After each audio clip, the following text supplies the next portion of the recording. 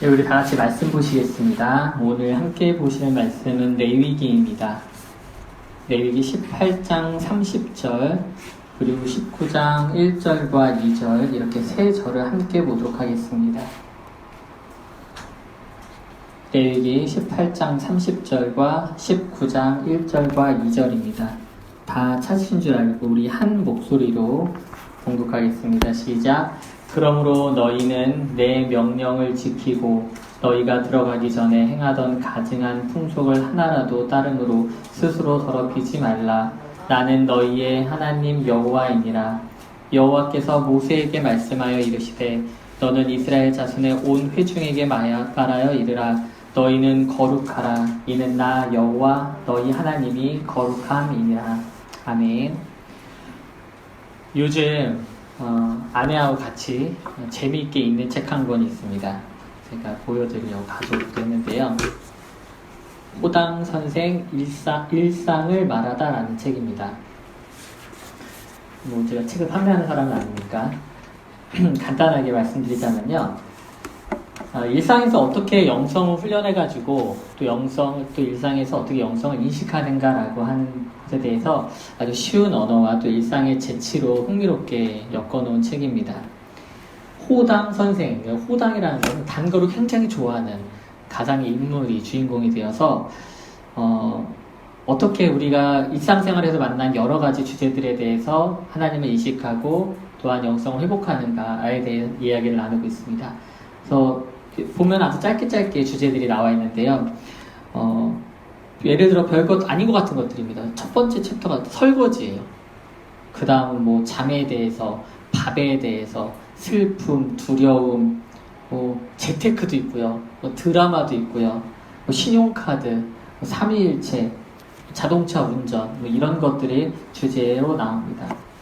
어찌 보면 좀 일관성이 없어 보이지만은 또 잘 생각해보면 굉장히 넓고 깊은 주제로 우리를 둘러싼 많은 것들에 대해서 이야기를 하고 있습니다.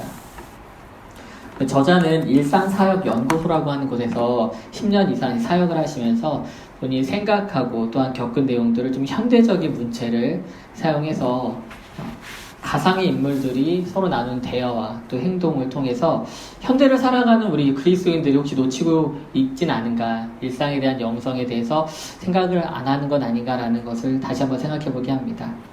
여러 주제 중에서 제가 도입부에 있는 설거지에 대해서 한동안만 한번 읽어드릴게요. 설거지를 한창 치우고 있는 호당 선생입니다. 호당 선생님 약간 어르신이세요. 남들이 봤을 때 할아버지처럼 보이시는 분인데 호당 선생이 설거지를 한참 치우고 있었습니다. 혼자서. 근데 옆에서 갑자기 아내가 오더니 컵을 하나 딱 던져줘요. 그때 이제 호당 선생이 근데 또 마침 그 집에 오덕이라고 하는 동네 청년이 놀러와 있습니다. 그래서 청년에게 하는 말로 한번 시작해보겠습니다. 호당 선생이 이렇게 얘기를 합니다. 설거지를 비롯한 가사 노동이 왜 힘든지 알겠느냐? 노동의 강도 자체보다 끝없는 반복성이 사람을 미치게 하는 거란다. 끝났다고 생각하는 순간에 들어온 이 컵을 보렵나. 그리고 똑같은 일을 내일 또 한다고 생각해보거라. 호당 선생이 계속 이야기를 합니다. 주부가 하루만 쉬어도 집안이 엉망이 되지 좀 과장하면 식구들이 죽음을 경험하는 것이나 마찬가지란다. 주부의 허드렛 일을 살림이라고 부르는 것도 그 일을 통해서 살림, 즉 생명을 누리기 때문이 아니겠느냐?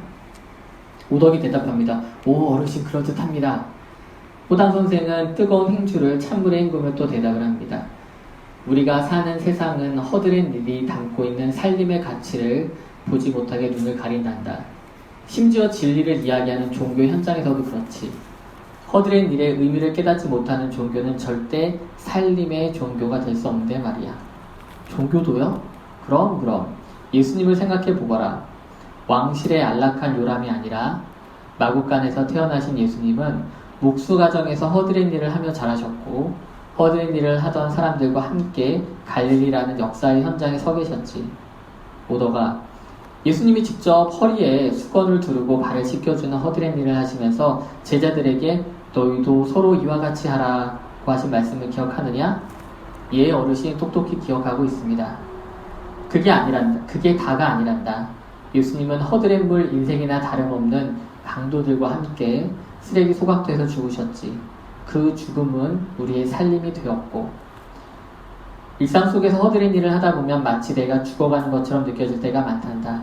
하지만 그 죽음을 통해 다른 사람들은 살림을 경험하게 된단다. 이처럼 호당 선생은 얼핏 지나칠 수 있는 그냥 이런 소소한 일상에서 기독교의 진리를 발견하고 예수님의 사역마저 떠올립니다. 누군가에게는 좀 우스운 접근일 수도 있겠으나 일상에서 쉬지 않고 정말 안테나를 곧게 세웠을 때에야 가능한 접근 방법이 아닌가 싶습니다. 오늘은 한 달에 한 번 성경별로 성경 말씀을 살펴보는 시간입니다. 오늘은 5번째로 레위기가 주는 교훈에 대해서 생각을 해보려고 합니다. 한때 저에게 이 레위기 하면은 사실은 재미없는 성경, 제사법하고 예식만 가득 있는 성경, 성경 통독의 첫 번째 장애물 이런 생각이 있었습니다. 목사가 된 지금도 사실 레위기가 품고 있는 그 깊은 정수를 다 이해한다고 말하기는 어렵지만 시간이 갈수록 왜 레위기가 모든 성경의 3번째에 왔는지 또 중요한 출애굽기 사건, 가나안 입성 그 사이에 왜 중간에 자리를 잡고 있는지, 왜 이것이 성경으로 채택이 됐는지 좀 생각을 하고 체감하게 되게 됩니다. 먼저 레위기에 대해서 대략적인 좀 개관을 설명해 드리려고 합니다. 레위기는 출애굽기가 40장으로 이루어져 있는데요. 출애굽기 40장에서 성막이 완성된 다음에 이스라엘 백성들이 이제 시내산에서 가나안을 향해 출발하기 전에 하나님께서 모세에게 주신 교훈을 기록하고 있습니다. 그래서 레위기의 대부분들은 이제 율법들, 또 특별히 세워진 성막과 관계된 제사법이나 정결 의식에 관한 율법들로 채워져 있습니다. 구체적으로 1장에서 10장까지는 5가지의 제사 규정과 제사장의 역할에 대해서 이야기를 하고 있습니다. 그리고 11장에서 마지막 장인 27장까지는 정결에 관한 규정과 성경과 관련된 다양한 절기들 그리고 규정들에 대해서 얘기를 해주고 있습니다. 결국 레위기는 하나님 앞에 드리는 제사와 정결에 대한 말씀을 다루고 있습니다. 그러한 의미에서 레위기는 예배의 책이라고 말할 수도 있습니다. 레위기는 모세 오경의 한가운데 위치하면서 예배가 얼마나 중요한지를 강조합니다. 창세기 8장을 보면 오늘 어린이 설교에서도 다뤘던 부분인데요. 출애굽기 8장입니다. 모세가 바로에게 가서 출애굽의 목적에 대해서 이야기를 합니다. 바로 하나님께 예배를 하겠다는 것입니다. 하나님은 예배를 통해서 사람을 만나셨습니다. 구약에서 사람들은 하나님을 인식하고 유일한 신임을 인정했을 때 자연스럽게 어디서나 예배를 드렸습니다. 아브라함이 그랬고 이삭이 우물 옆에서 그랬으며 야곱도 돌단을 쌓아서라도 하나님께 예배했습니다. 출애굽을 통해 수많은 하나님의 백성들이 하나님께 예배할 수 있게 되었습니다. 하나님께서 먼저 성막을 통해 이스라엘 백성들 사이로 들어가 함께 해주셨습니다. 성막을 완성함으로 출애굽가 끝나게 되고 이어서 이렇게 레위기가 나오게 되는 것입니다. 이제 하나님께서 백성들이 성막으로 나오는 방법, 즉 하나님과 만나는 방법에 대해 상세하게 알려주시기 시작합니다. 오늘 말씀의 제목이 레위기 예배를 회복하라입니다. 우리는 매주 일정한 장소와 시간에 함께 모여서 예배를 드립니다.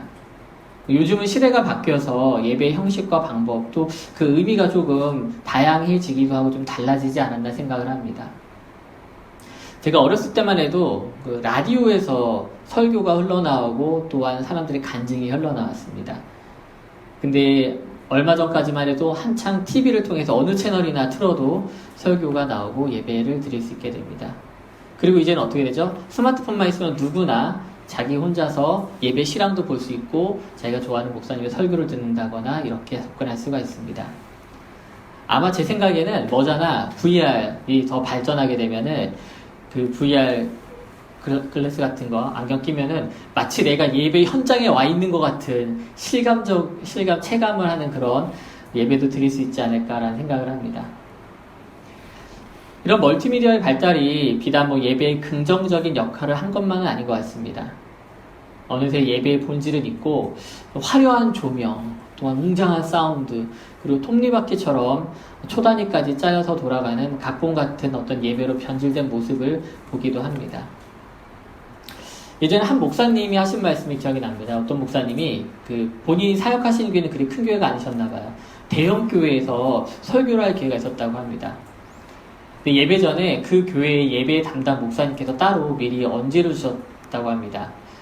뭐냐면은 목사님 앞에 시계가 있을 겁니다. 그럼 몇 분 몇 초에 어느 자리에 서면은 큐사인을 받을 텐데 그때 등장하시고요.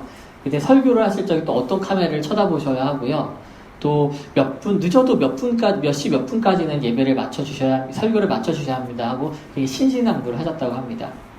왜냐면 그 교회가 워낙 큰 교회다 보니까 위성을 통해서 다른 지역에도 실시간으로 송출되는 예배를 같이 드리다 보니까 어느 정도 이렇게 준비가 필요했던 것입니다. 서로 이렇게 합을 맞춰야 된다고 하는 거죠. 그 교회 예배 시스템에 있으니까 당연히 맞춰야 될 부분인데 갑자기 맞추려니까 좀 익숙하지 않게 예배를 드리게 되었다고 합니다. 우리 교회도 작은 교회지만은 그런 면에서는 완전히 자유로울 수는 없는 것 같습니다. 아시다시피 제가 반주자가 없다 보니까 제가 기타를 치면서 찬양을 인도를 합니다. 또 기도나 축도 같은 것 이후에는 또 후주도 제가 직접 미리 준비해둔 음악을 제가 직접 틉니다.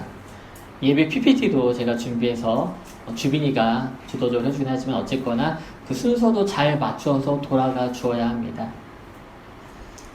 몇 주 전에 예배를 드리는데 그날따라 기타 반주도 실수가 많고 후주를 트는데도 실수가 나오고 그렇습니다. 그러다 보니까 저를 비롯해서 모든 성도님들이 예배에 집중을 못한다는 느낌을 강하게 들었습니다. 아니나 다를까 실제로 예배 후에 아내가 그 문제에 대해서 직접적으로 얘기를 하더라고요. 그 이후로 이제 중간중간에 트는 찬양도 줄이고 좀 간소화한다고 했지만 혹시 지금도 우리가 온전한 예배를 드리는데 방해가 되는 요소는 없는지 늘 예배를 끝나고 나면 저는 스스로 좀 복기를 하곤 합니다. 여러분의 예배는 좀 어떠신가요? 온전히 주님께 집중하는 예배가 되고 있으신지 모르겠습니다. 그렇다면 하나님은 제사를 통해, 즉 예배를 통해서 무엇을 우리에게 바라실까요? 앞서 언급했던 믿음의 조상들은 하나님의 이름과 하나님이 누구신지를 알고 예배를 드렸습니다.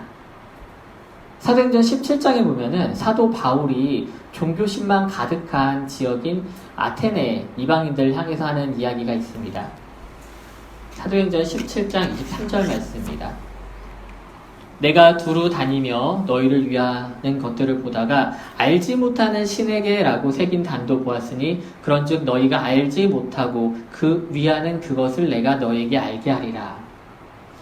바울이 전 세계를 돌아다니면서 세계 선교 여행을 하고 있었습니다. 여러 지역을 다니던 중에 당시 그리스 로마의 문화적 중심지였던 이 아테네를 가게 됩니다. 성경에서는 아덴이라고 나오게 됩니다. 근데 그곳을 다니다 보니까 이름도 알지 못하는 신에게라고 해서 단 밑에 적혀 있는 게 보이는 거예요. 뭐 하는 겁니까? 그들은 그냥 제사를 드리는 거예요. 이름도 모르고 이름도 없는 신에게라는 타이틀로 제사를 드리고 있었던 겁니다. 그저 예배 풍습에만 젖어 있었다는 겁니다. 그러나 우리는 다릅니다. 우리 기독교에는 예배의 대상이 아주 명확합니다. 바로 우리는 하나님께 예배하고 있습니다. 하나님은 먼저 이 예배를 통해서 우리 개개인을 만나 주십니다. 하나님은 사람과 교제하기 위해서 우리를 죄에서 구원해 주셨습니다. 출애굽을 위한 첫 번째 이유가 앞서 하나님께 예배하기 위함이라고 말씀을 드렸습니다. 그것은 단순히 탈출하기 위한 핑계가 아니라 진심으로 하나님의 구원의 섭리가 그 사건을 일으켰을 적에 하나님께 진정으로 예배가 된다라고 하는 것을 보여주고 있습니다. 이스라엘 백성들은 수백 년 동안 이집트의 법 아래 있었습니다. 태양신을 숭배하는 관습에 쩔어 있었고 그리고 그곳에서 그들의 노예로 소비될 뿐이었습니다. 하지만 하나님은 자기 백성들을 그렇게 취급하지 않으십니다. 예배는 하나님의 창조 질서의 회복을 의미합니다. 하나님은 사람을 인격적인 교제를 위해서 창조하셨습니다. 사람을 보기 좋은 장식품이나 또는 기계적으로 찬양이나 하는 스피커로 만드신 게 아니라는 겁니다. 하나님은 예배를 통해 구원하신 사람들과의 인격적인 만남을 바라십니다. 그렇기 때문에 교회 문턱이 높아서는 안 됩니다. 어린아이부터 어른까지, 초신자부터 기신자까지 누구나 마음 편히 예배에 참석할 수 있어야 합니다. 오늘 6살 세빈이가 처음 왔는데요. 아마 오늘은 오지 않았지만 우진이를 기억할 겁니다. 우진이가 며칠 전 예배 끝날 때쯤에 올라와서 막 하니까 도리 앉아 계신 분들이 안절부절을 못 하시더라고요. 막 내려와 하고 막 그러시더라고요. 근데 강단에 올라오든 뭐 소리를 지르든 같이 예배를 함께 한다는 것, 예배 가운데 함께 한다는 그것이 사실은 더 중요합니다. 아직 잘 모를 수 있죠, 당연히. 예배가 뭔지, 하나님이 누군지 잘 모를 수 있습니다. 근데 그럴수록 더 함께 같이 예배해야 되는 거 아닐까요? 우리 교회 초등학생들은 교회를 처음 나오는 경우가 좀 많습니다. 제가 올 때마다 물어봅니다. 오늘 진호도 제가 물어봤는데 교회를 처음 왔다고 하더라고요. 그래서 하나씩 알려줘야 하는 경우가 있습니다. 한 번은 다른 친구가 먼저 혼자 나와 있길래 제가 이렇게 얘기를 해줬어요. 교회에 처음 나오면 가장 먼저 하나님께 기도를 하는 거야. 하나님, 제가 예배에 나왔어요.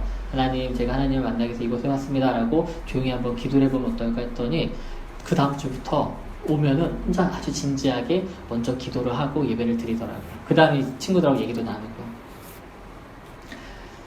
그렇게 예배하는 그 순간, 그렇게 기도하는 그 순간 하나님께서 그 아이를 만나주지 않으실까요? 그 친구는 사실 이미 하나님과 1대1로 교제하는 시간을 시작한 것입니다.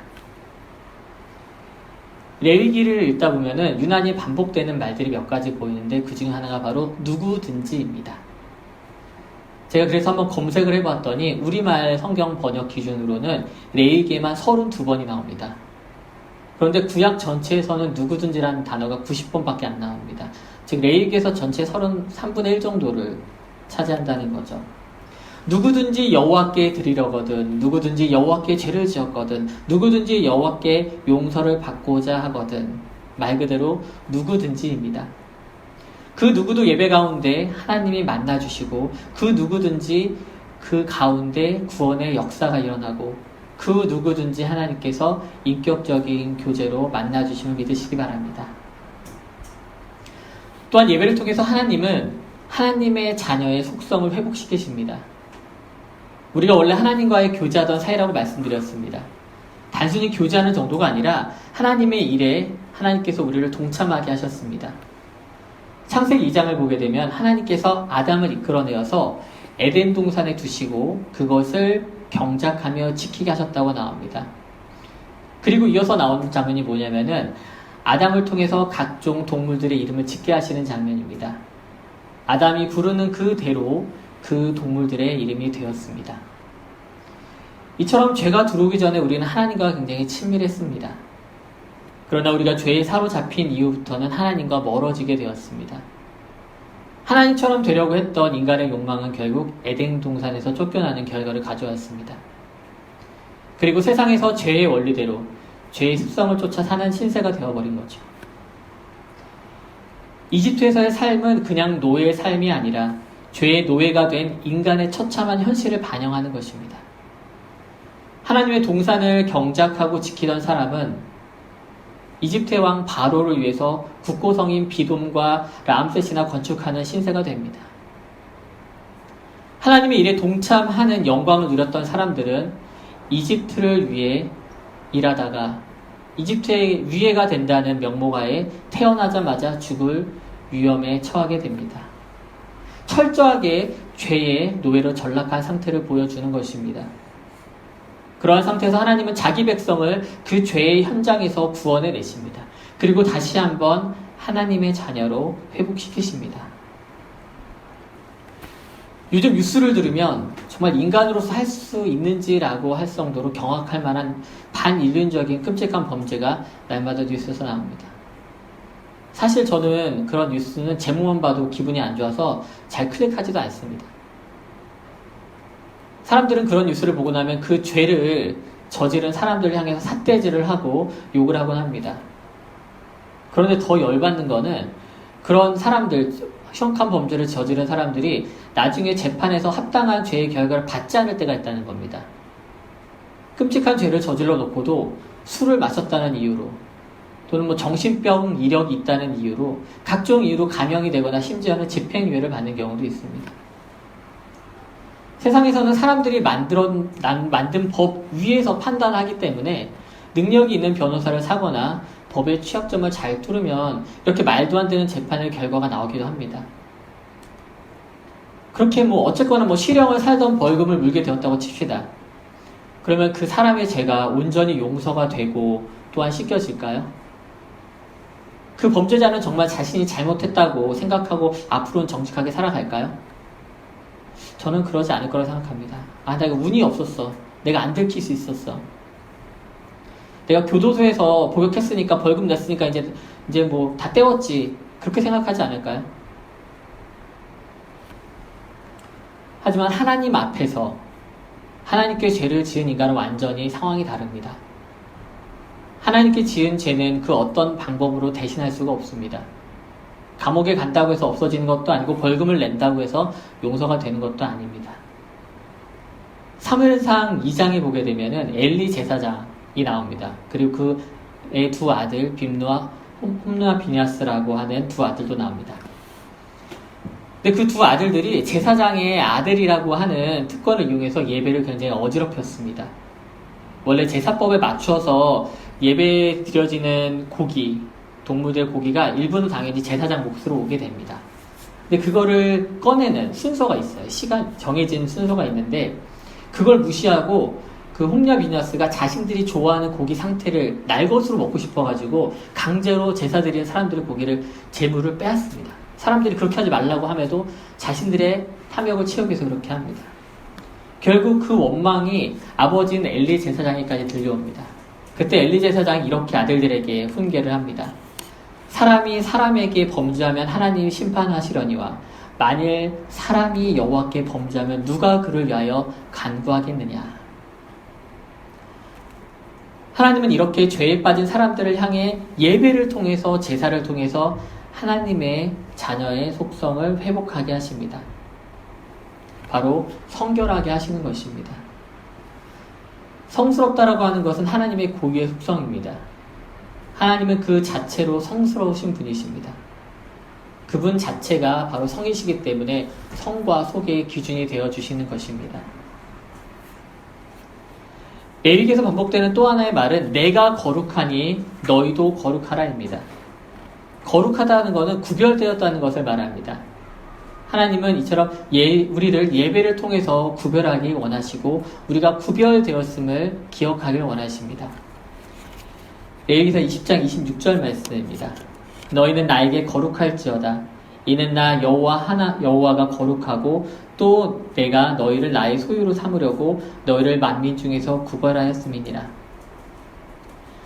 하나님의 소유가 되었다는 것, 만민 중에서 구별하셨다는 것은 원래 있던 장소에서 새로운 장소로 옮겨졌다는 것을 의미합니다. 이집트라고 하는 장소에서 가나안이라는 구별된 장소로 들어가는 것처럼 죄로 더럽혀진 상태에서 거룩한 하나님의 자녀로 거듭난다는 것입니다. 하지만 구약의 제사는 범죄할 때마다 드려져야만 했습니다. 제단 위에서 제물의 피와 타는 냄새가 끊이지 않았습니다. 마치 대홍수전에 사람이 땅에 충만할수록 죄가 넘쳐났던 것처럼 죄 사함을 위한 제사는 멈출 줄을 몰랐습니다. 그래서 우리에게 예수 그리스도가 필요하게 된 것입니다. 그 장면을 히브리서에서는 이렇게 이야기합니다. 히브리서 7장 24절에서 28절 말씀을 읽어드리겠습니다. 예수는 영원히 계심으로 그 제사장 직분도 갈리지 아니하느니라. 그러므로 자기를 힘입어 하나님께 나아가는 자들을 온전히 구원하실 수 있으니 이는 그가 항상 살아계셔서 그들을 위하여 간구하심이라. 이러한 대제사장은 우리에게 합당하니 거룩하고 악이 없고 더러움이 없고 죄인에게서 떠나 계시고 하늘보다 높이 되시니라. 그는 저 대제사장들이 먼저 자기 죄를 위하고 다음에 백성의 죄를 위하여 날마다 제사 드리는 것과 같이 할 필요가 없으니 이는 그가 단번에 자기를 들여 이루셨습니다. 율법은 약점을 가진 사람들을 제사장으로 세웠거니와 율법 후에 하신 맹세의 말씀은 영원히 온전하게 되신 아들을 세우셨느니라. 이처럼 예수님께서는 우리의 죄사함을 위해서 하나님 앞에서 집전하는 온전한 대제사장이 되어주십니다. 그런데 그것으로 끝나는 것이 아니라 예수 그리스도께서 스스로 속죄제의 제물이 되어주십니다. 히브리서 9장 12절 말씀입니다. 염소와 송아지의 피로 하지 아니하고 오직 자기의 피로 영원한 속죄를 이루사 단번에 성소에 들어가셨느니라. 히브리서 10장 10절 말씀입니다. 이 뜻을 따라 예수 그리스도의 몸을 단번에 들이심으로 말미암아 우리가 거룩함을 얻었노라. 우리는 예배를 통해 예수 그리스도의 대속을 잊지 말아야 합니다. 지금의 내가 나된 것은 예수 그리스도의 피가 십자가 위에서 제단 위에서 뿌려졌기 때문입니다. 이 사실을 믿으시기 바랍니다. 우리가 매주 예배를 드리면서 예수 그리스도를 만나지 못한다면 그 예배는 헛되이 드린 것이 됩니다. 이름을 알지 못하는 신에게 드려진 이방인의 제사처럼 목표와 방향성을 잃은 예배가 된다는 것입니다.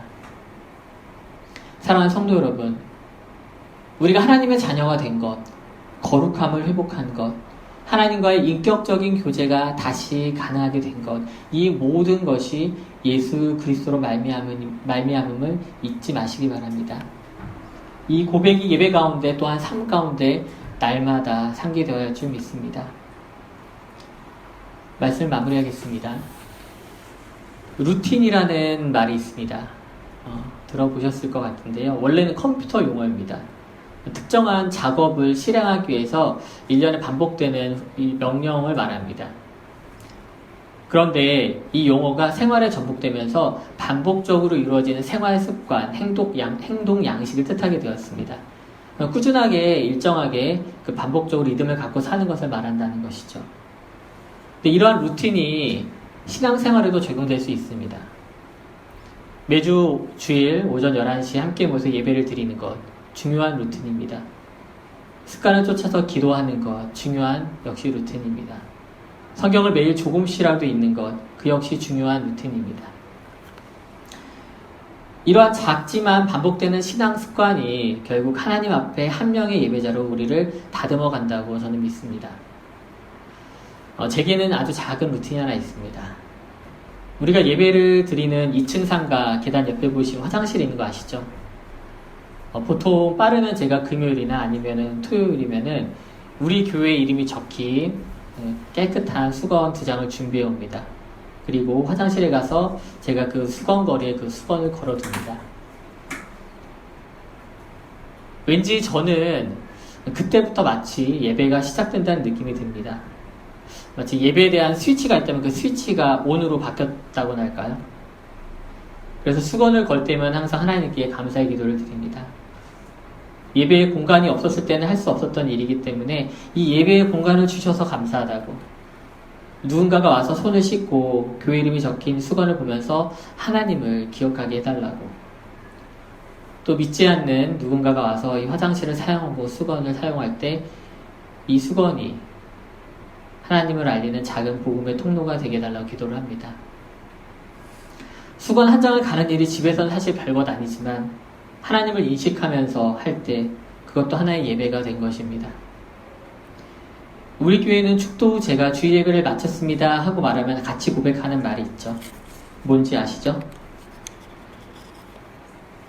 오늘 우리는 레위기를 통해 예배가 무엇인지 다시 한번 생각해 보았습니다. 이제 우리가 매주 예배 후 고백하는 이 말로 이 예배가 이 자리에서 마무리되는 것이 아니라 여러분이 계신 삶의 자리에서 더 넓어지길 주님의 이름으로 축원합니다. 우리 다 같이 고백하겠습니다. 시작. 삶의 예배를 시작하겠습니다. 아멘.